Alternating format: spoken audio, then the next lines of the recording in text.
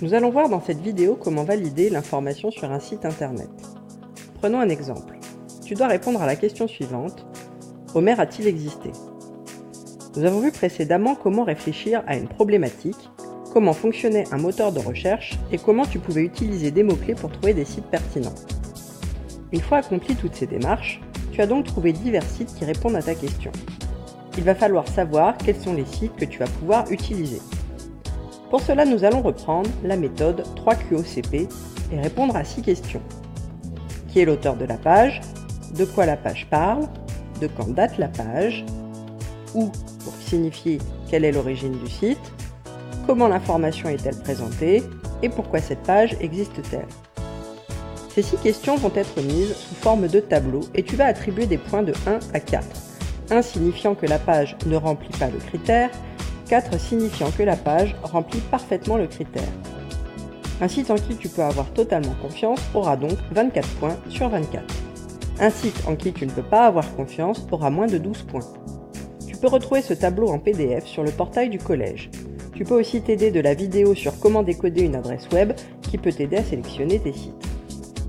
La première page que tu consultes est issue d'un blog sur l'histoire. L'auteur est inconnu, la page correspond à ton sujet, elle date de 2009, le site est inconnu, il comporte des fautes et n'a pas de source, la page comporte des publicités. Il obtient donc la note de 12 sur 24 et n'est pas très fiable. La deuxième page est issue d'une encyclopédie participative bien connue. Les auteurs écrivent sous pseudonyme, la page correspond en partie à ton sujet, sa dernière mise à jour date de 2017, la page est bien écrite et comporte des sources, le but est d'informer.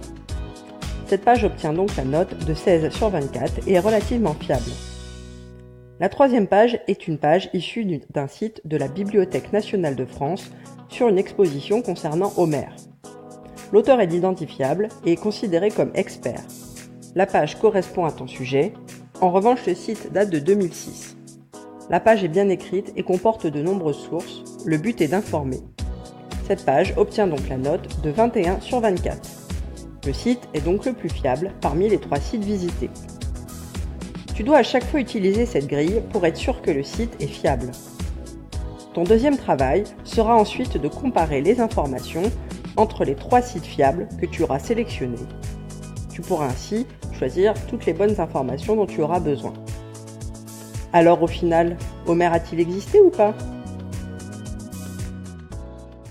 Created using Powtoon.